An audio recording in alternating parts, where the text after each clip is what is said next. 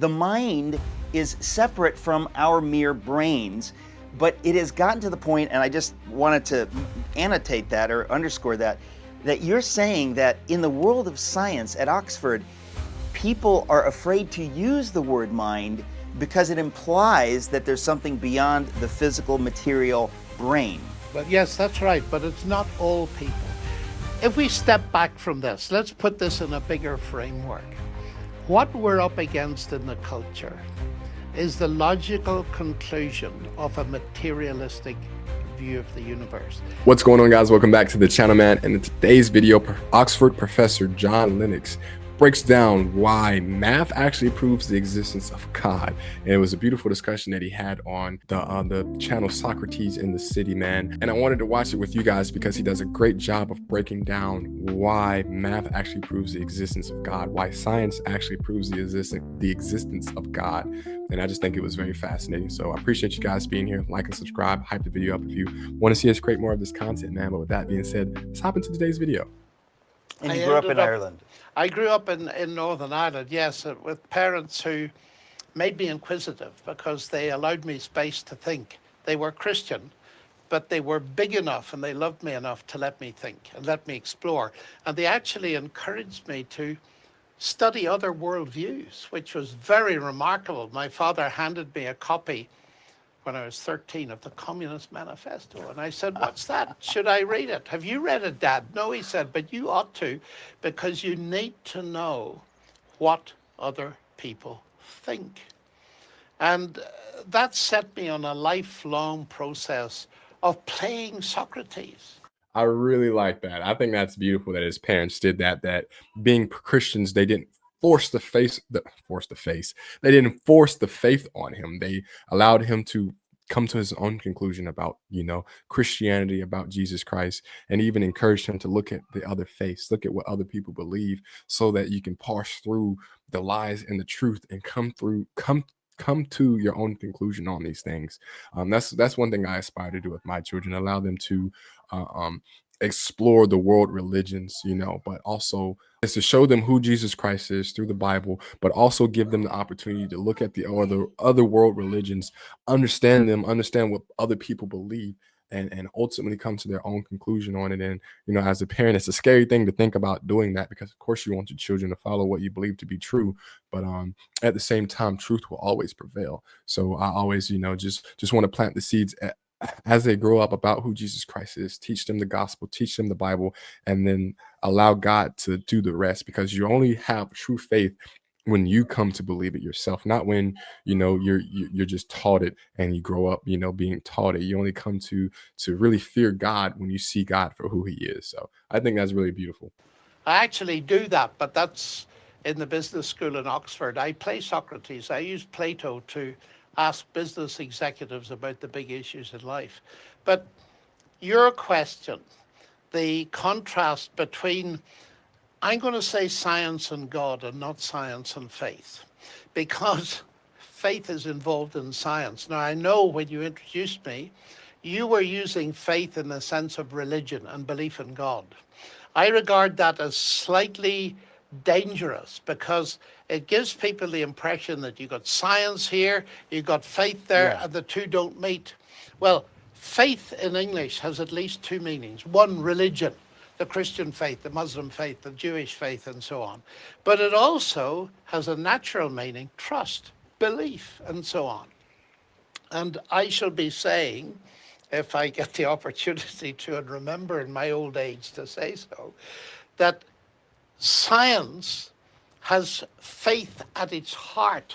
So it's not science here and faith over there. And I'm going to be talking about not faith in the sense of religion, but faith in God and science. Now, why that's important to me? There are several reasons, but firstly, because I was curious.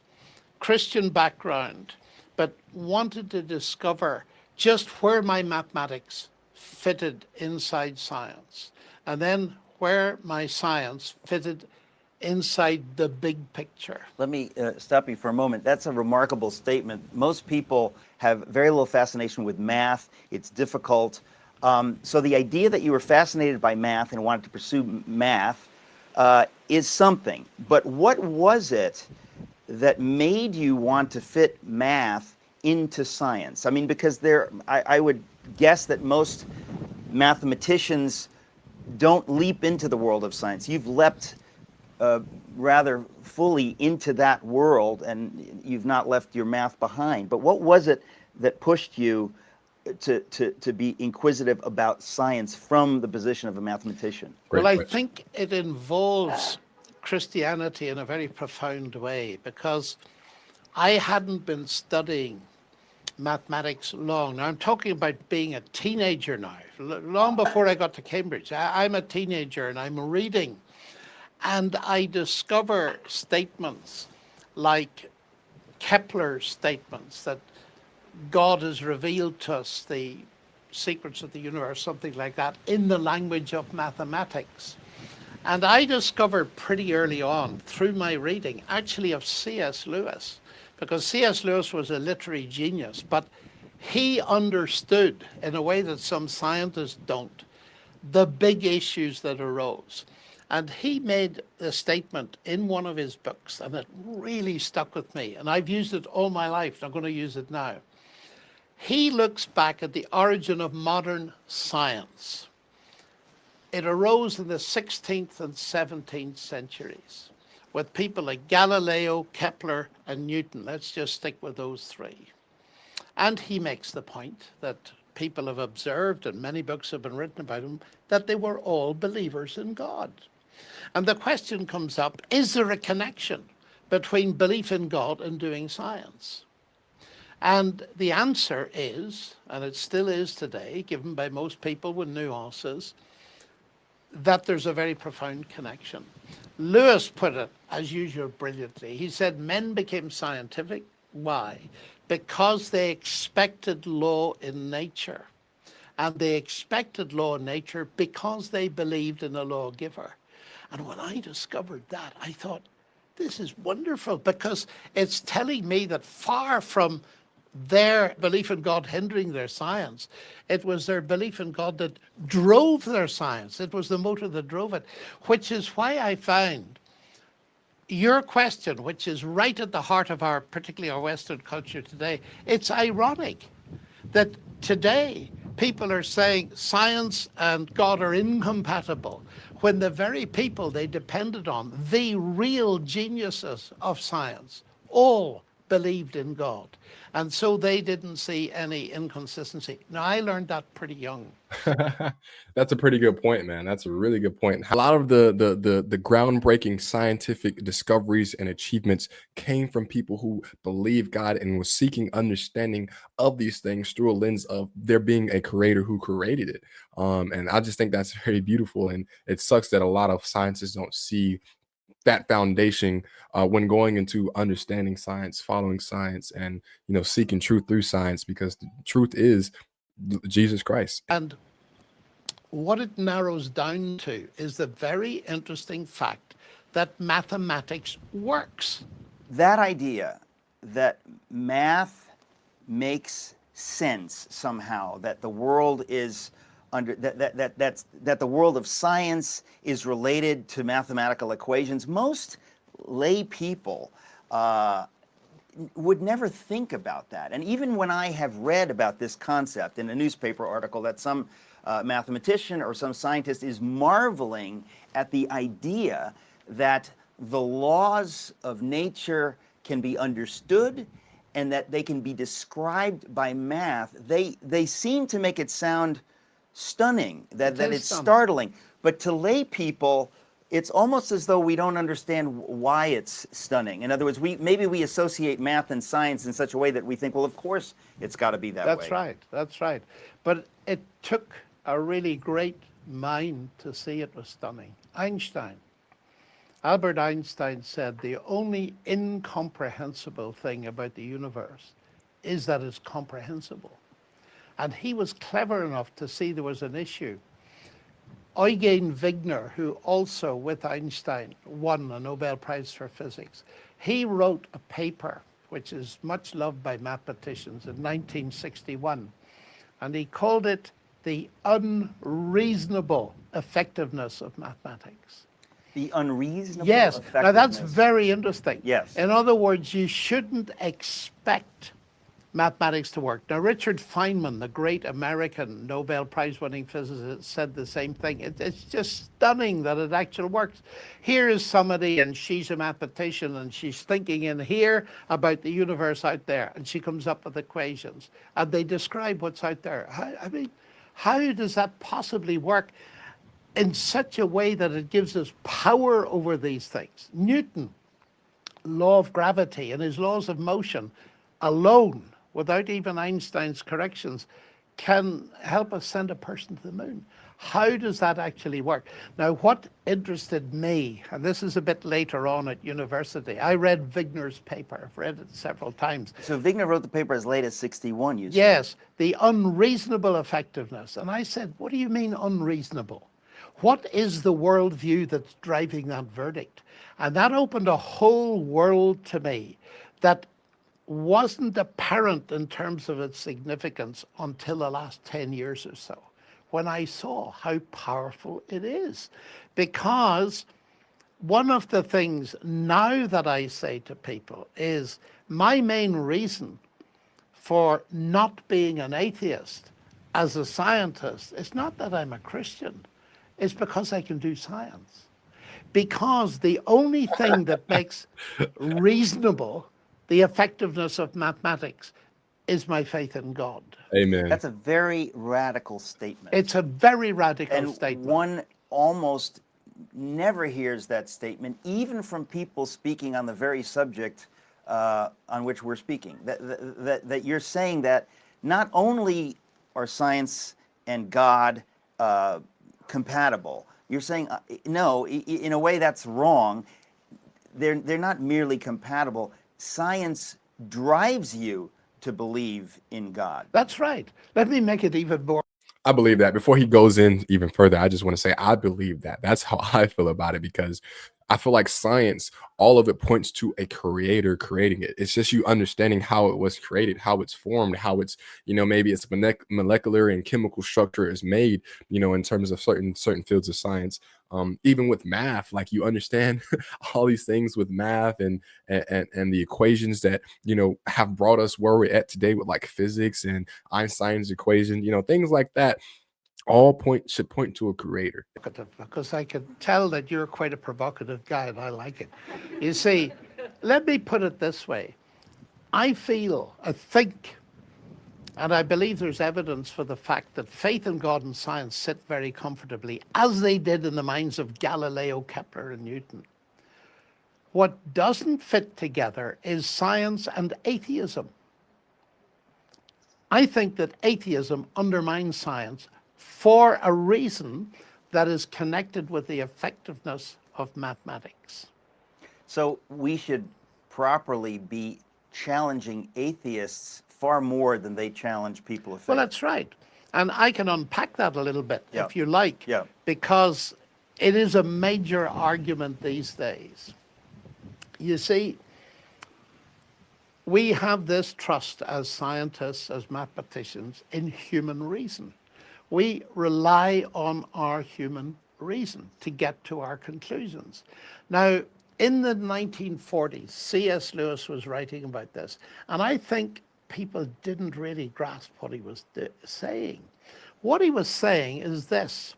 He said, any theory of mind that undermines the validity of human reason cannot be true, because you reach that theory by reasoning. Okay. Again, this is another heavy one. I want to pause. Yes, it's beautiful. These are big ideas, but they're very, very important ideas. He phrased it in such a way, Lewis did, at some point, I can't remember the exact quote, but he says, if the universe made no sense, or if the universe were absurd, if the universe made no sense, we should never have discovered that. We never would be able to discover that. That is part of it. That goes down to the root of it. And the reason for it, and he put it brilliantly, but it wasn't in the center of the big debate, not to the extent it is today. Because what's happened in the last 4 or 5 years is that a very prominent atheist is beginning to use Lewis's arguments. And that has changed the balance completely. And who is that? It's Thomas Nagel. In New York City. In New York City, that's NYU. right. That's right. But if you like, I'll backtrack a bit so that we can unpack this so that it makes a kind of sense. Yeah. Lewis is suggesting that if you undermine the validity of reason, your theory's wrong. Now, I'm suggesting that that's why Wigner said mathematics is unreasonably effective, because his worldview, which was atheistic, followed to its logical conclusion, actually destroys rational thought. Yes. Now, let me put it in the form of a discussion I frequently have. I tease people, my fellow colleagues. They like being teased, you see. And I say to them, tell me what you do science with. And of course, if they're in the physical sciences, they'll tell me about some very expensive piece of equipment. They've got $1 billion. I said, no, I don't mean that. I mean, oh, they say, you mean and they're about to say mind when they remember it's not politically correct to say mind. So they say, I had no idea things have gotten to the point where it's no longer politically correct to say mind. oh yes, you've got to say brain. The mind is the brain, because everything is physical, you see. Okay. Everything can be reduced to physics. I was going to say, let's make sure that that's clear to the audience. Yes. Because this is an amazing idea. The idea that the mind is not the same as the brain.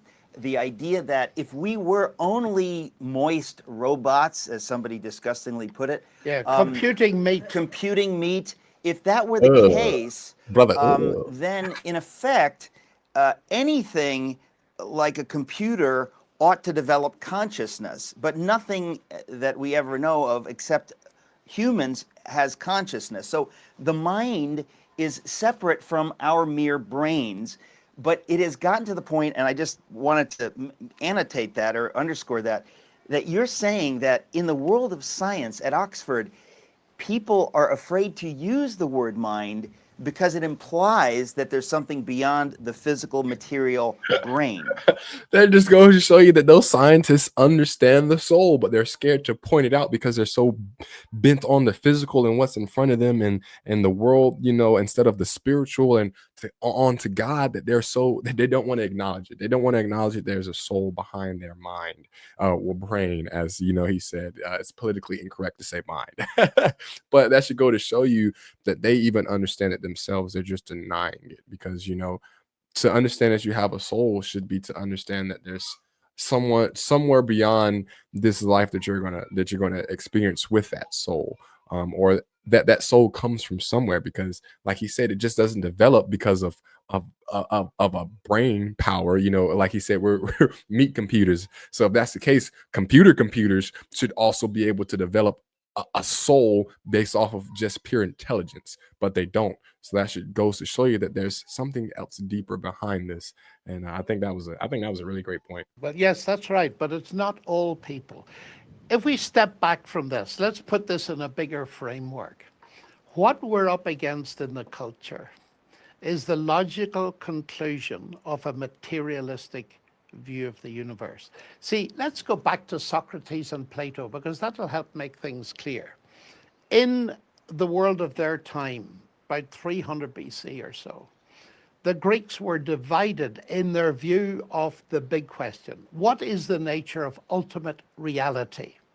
Now, Socrates, Plato, and Aristotle all believed in the gods. They believed there was something more than the physical universe. But Democritus and Leucippus, who were geniuses because they developed the atomic theory. And the atomic theory is one of the most important things ever discovered. Richard Feynman actually made a very interesting statement. He said, if all of science was lost, but there was one result that we could preserve to pass to the next generation, just one, it would have to be the atomic theory, that everything is made of atoms. Now, atomos means indivisible. We know they're divisible, but the basic idea is there is stuff very tiny stuff, and everything, but everything is made of that stuff. Now but I have to say, as proud as I am to be a Greek, the idea that someone in Greece in the 4th century, Democritus, came up with that idea, how in the world, without going into this too much, but how could they back then have come up with this idea? Well, by a brilliant piece of reasoning. They could take a piece of wood and they could cut it, and it was smaller and smaller and smaller and smaller. And they reckoned there must be a point at which that process stops by something that couldn't be cut. And this is the basic stuff of reality. But then they made a leap that this would be all of reality. Now that view barrels up through the centuries, and it sits in Oxford. It's in fact the dominant philosophy in Western academia, and we call it materialism. Now there's another version which we call naturalism. They're both atheistic. They both deny anything beyond, but some give a little bit more weight to the existence of mind that's independent of matter. Now, if you are a materialist, then you're going to say that when everything else is said, mind reduces to brain. That's all it is. Brain reduces to physics and chemistry, and all we are is physics and chemistry. Now, back to my little story, you see. Let's suppose that's true for a minute. And I say to my friends, tell me what you do science with. I do it with my brain. Tell me about your brain. I have great fun with this. I love it. Tell me about your brain. What is the brain? Give me the short story. Well, the short story is the brain is the end product of a mindless, unguided process. And I look at them and I smile and I say this, and you trust it. You trust it. Now tell me honestly, and I let this sink in, if you knew that the computer you use in your laboratory or any of the instruments was the end product of a mindless, unguided process, would you trust it? I've never had the answer yes to that. No. And yet, now I say, there's a problem there. Can you not see that you are using something that your theories, that is your philosophy, your worldview of what is ultimate reality, is destroying the very thing you want to trust? I regard that as totally inconsistent. Now, from where I sit, atoms aren't ultimate reality. Ultimate reality is God, who is mind. You've got it exactly the wrong way round. Come on, John. The fundamental stuff of the universe is not mass energy, it's spirit. Amen. God is spirit, he's not material. Amen. And therefore, I believe mathematics is very reasonably effective. Because mathematics, being a product of the human mind, is a reflection of the God in whose image we are made. Amen. And that is why science rocketed up in the 16th century, because that's exactly what Newton and company believed. Amen. John put that beautifully, man. The fact that people can come up with these complex understandings of math and science and all these things that formulate the world that we live in terms of the physical, the physics behind it, the way things are made chemically, man, should show you that there is a God behind this all, that there is a creator behind this all. And it's amazing that the brightest minds the world knows all came from and view and study science from that perspective of knowing that there is a God, there is a creator behind all of this. And through that understanding, they were able to formulate some of the amazing things that we live our lives by. And if you guys are interested in the full conversation, link for that will be in the description. But I really appreciate you guys sticking around. If you want to help support the channel, man, like I said at the beginning, liking, subscribing, and hyping this video up it really helps out a bunch, guys. It really helps us continue to make content. You can also become a member. There's also some donation links down below, all that good stuff, guys. But really appreciate you guys sticking around to the end. And look, God bless you. See you in the next video.